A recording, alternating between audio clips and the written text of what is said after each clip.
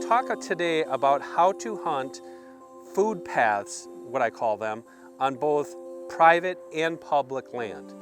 It works in both cases. Public land, you're behind the eight ball, it's going to be a little bit more work. Private land, not necessarily easier, but it will be easier to pattern deer how they use these food sources. Just briefly, what are we talking about food sources? Public land, I hunted public land for over 20 years, almost exclusively, and we're talking about hard mast, that would be acorns where I'm from. I've hunted some locust areas, locust pods, they like those. They like grapevines. And also on public land, a lot of times you're hunting small pieces of public land, so you're basing your hunting off of other food sources that might be on private. They could be ag fields, food plots, that type of thing. Even baiting in areas where it's legal and not legal.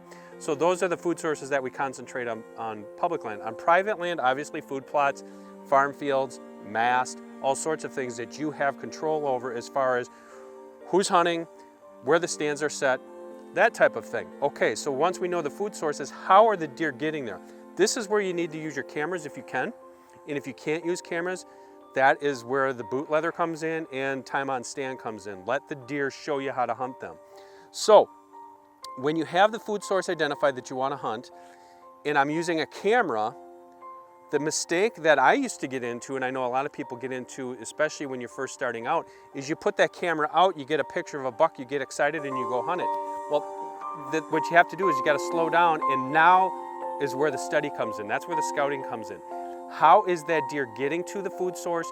And if it's a target buck, when is he using it and how is he getting there? So is he using it in the mornings? Is he using it in the afternoons? Is he using both? And how are you going to be able to get in there without spooking him? The other key to this equation is that a lot of times we only put one stand site over a food area. The mistake there is when you study those camera photos really intensely, especially on an adult buck, he is going to use that wind to his advantage. Chances are he's going to enter that food area in an area that he can scent check it before he gets there, even in the early season. So if I only have one stand, example, I've got a great little food plot that I hunt.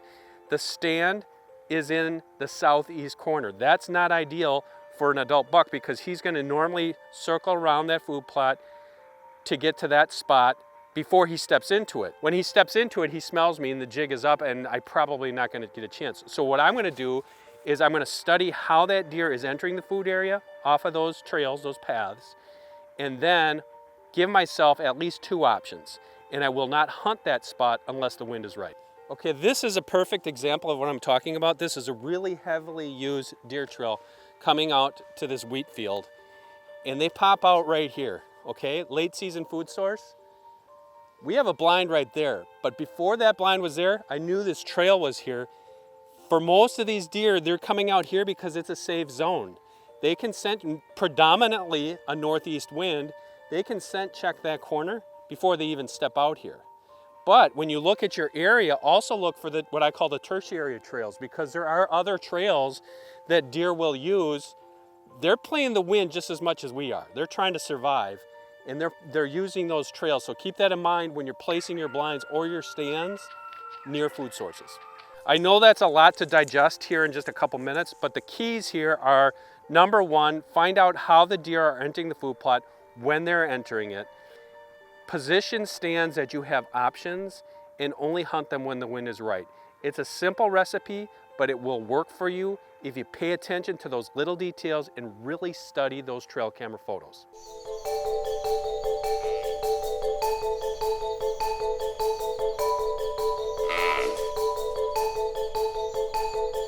Coming up next on DDH Properties. Invasive's buckthorn, they're not going to eat that.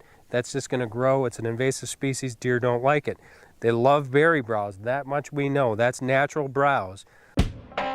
Deer and Deer Hunting Properties is brought to you by PH Outdoors.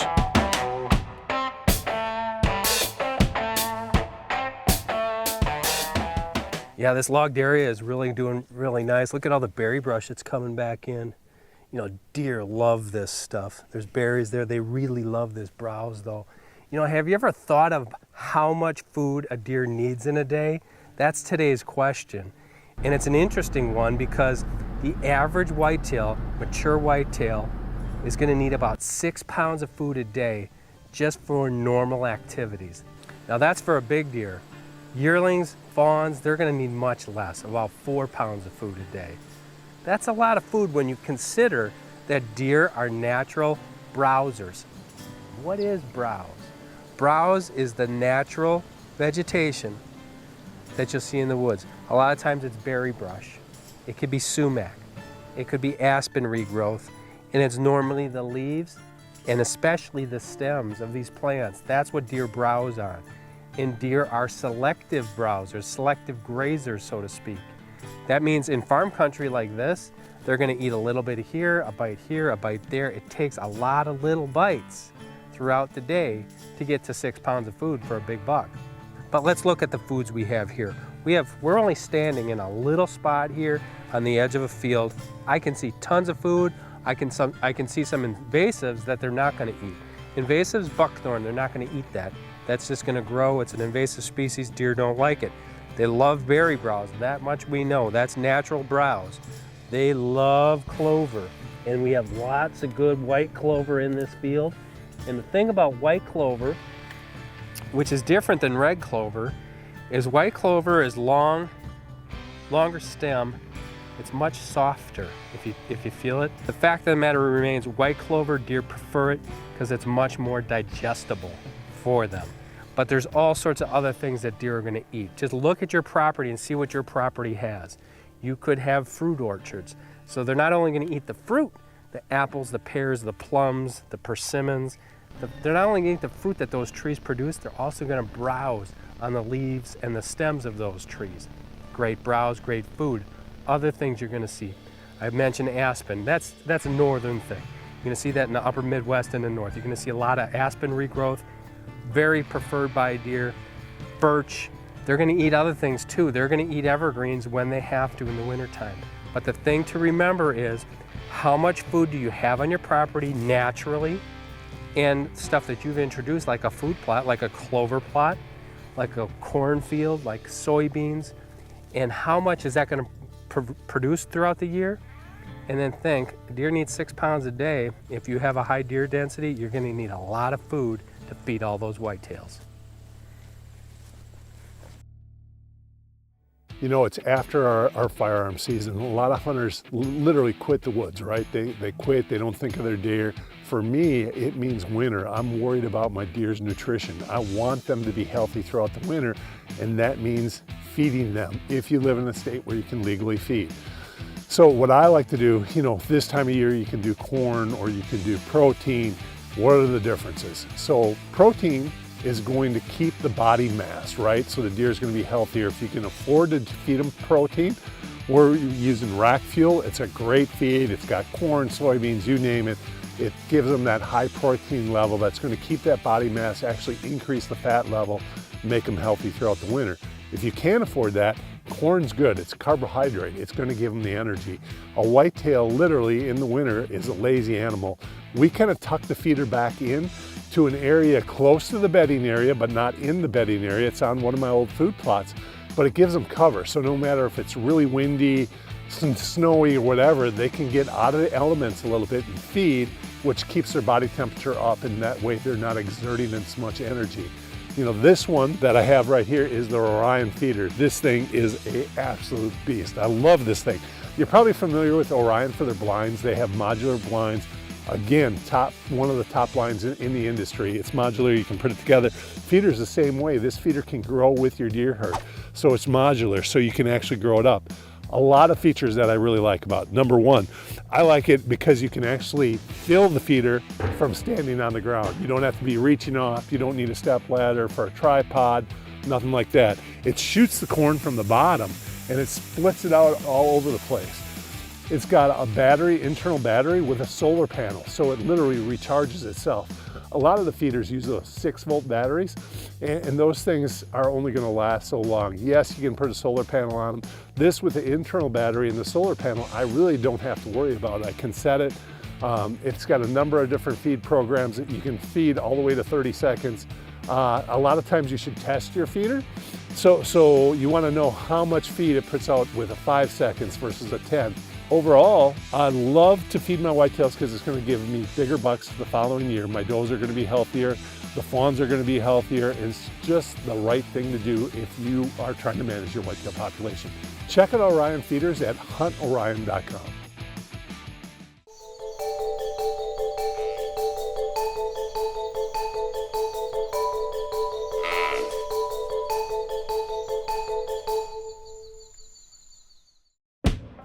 Deer and Deer Hunting Properties is brought to you by Spy Point Trail Cameras.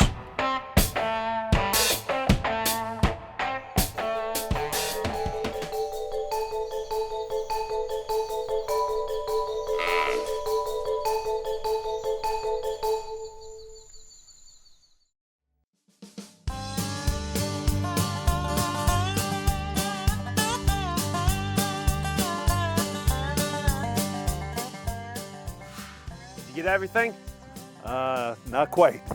So they were out at inoculant at the co-op, but I ran into a farmer and he said you can actually treat it with Coke because it's going to make your seeds sticky and the soil's going to connect to it better and it'll allow that nitrogen to flow back and forth. So I guess if it worked years ago, we're definitely going to try it here. Can't hurt. Exactly, live or die. So let's get the soybeans. We'll throw it in a wheelbarrow, dump the Coke on, pre-treat it. Sounds good. We'll see.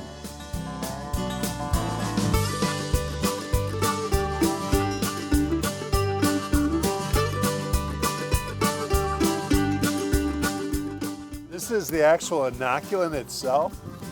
So the Coke is going to be the binding agent, and then this is going to stick to it. Normally you get a big bag. This is more like for a garden.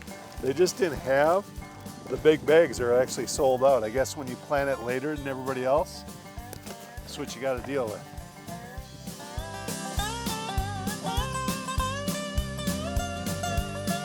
Okay, so what we're going to do is let this dry before we put it into the hopper to actually get it in the ground. Coke, as you know, is very acidic, so I don't want my pH to rust on the inside. So we're going to let it dry. It won't take long today because it's almost going to be 80 degrees. First step is to actually spray the field. We're going to take the frosting sprayer down there and hit the field with a little glyphosate, and then we'll be ready to plant. All right, I'm down to the plot. It's about a 2-acre field. We had a cover crop in it last year, but the big thing, it's got a ton of clover in it as well. It's not that tall. What I'm gonna do is we're gonna hit it with Glide, which will kill everything. So I'm gonna spray, let it sit for a half an hour, and then I'm gonna seed the entire plot so I can add soybeans this fall.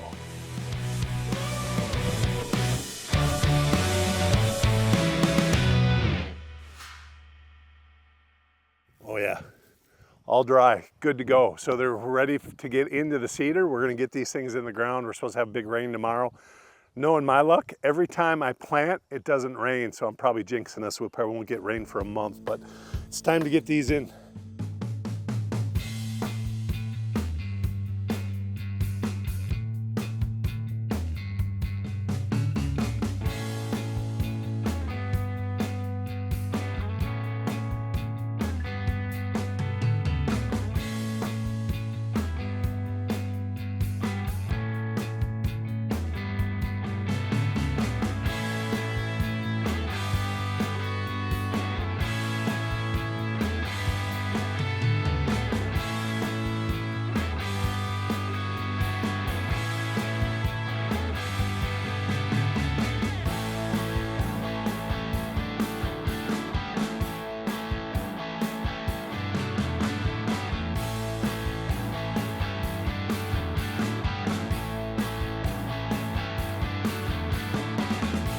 Nothing better than getting seed in the ground.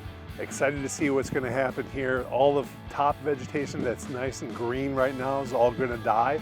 And then those soybeans are actually going to feed on this because it's like fertilizer. It's natural fertilizer. When this dies, it's going to start to rot and it actually acts as fertilizer for the soybeans. Soybeans are going to pop up. This is going to be a huge lush green field by the end of June. Best thing come fall, it's going to have standing beans, and that's what the deer are going to absolutely hammer come November.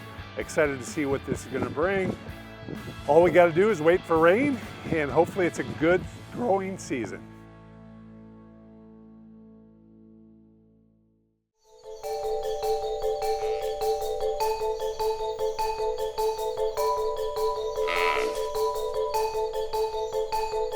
Coming up next on DDH Properties. But one thing that I've learned in researching that forage is that once that gets browsed off, that's it. It's just like brassicas. Once that gets browsed off, it's not growing back. Deer and Deer Hunting Properties is brought to you by Orion Hunting Products, America's #1 modular deer hunting blind.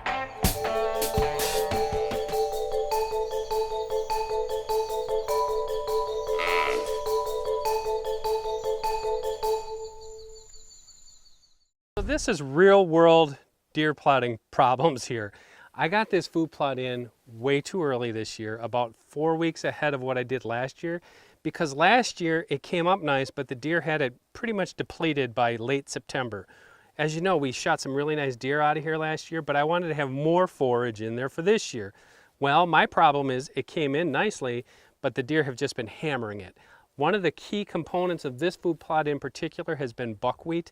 I've never planted it before. It came in nicely and the deer have been just mowing it off. But one thing that I've learned in researching that forage is that once that gets browsed off, that's it. It's just like brassicas. Once that gets browsed off, it's not growing back. So one of the things I wanted to add here, I talked to my buddy Steve Bartilla. He's an expert on this kind of stuff. He said, get yourself some cereal rye if you can, and some oats if you can, and just broadcast it in there. You know, ideally on oats you would plant it a ½ inch deep. I don't have that equipment to do it, so I'm using twice the amount of prescribed seed here. I'm putting in like 50 pounds worth of seed. This is Antler King's Lights Out. It's not only oats, but it's got other things in there as well, radishes, and it's gonna add some more tonnage to this plot to keep the deer there, not only through September, which is our opener is September 12th. It'll keep them there through the month of September, October, and all the way into the November gun season, which is what I want. I want those deer to be there, so we're gonna have hunting opportunities in this otherwise fallow existence. So let's get to work, and I'm gonna show you a couple other things that I ran across in analyzing this food plot just yesterday. So this is what I also wanted to show you. You know, look at this food plot. It's looking pretty meager. Now, if you look down real close, that buckwheat that's coming up is just browsed off. I'm looking at stem after stem after stem, browse, browse, browse, browse, browse, browse, browse. It's really good, and deer love this. But the thing about buckwheat, if you look at that forage, it's just like a brassica. When a deer nips that off, that's the end of the plant. It's not gonna grow back. Now there's more foliage there for them to eat, but once those leaves are gone, that's the end of that plant, no different than a brassica leaf. And the most interesting thing that I found is that where I had my camera, is I had a camera right on the edge of this field, and there is a little strip of mature buckwheat there that's probably 2 yards wide by 15 yards long. The deer would not touch that spot, and I think it's because they were avoiding that camera. We know that mature bucks avoid cameras. It's not saying that they're not in this plot, but they didn't want to walk right in front of that camera. So one of the tricks I'm gonna try here is I pulled that fence post. I'm gonna put it at the end of the food plot because my blind is over here that I cannot shoot if the bucks come out of this woods, and that is a bedding area right there. So I'm gonna condition them, hopefully, to stay away from the end of that plot for when bow season gets here a month from now. Hopefully they're gonna be right here, and that's easy bow range. So the take-home message here is monitor those food plots. You did all the work to get them in the ground. You don't want it to go to waste by having the deer mowed off before you even get to hunt it. Monitor those food plots and be ready when bow season starts.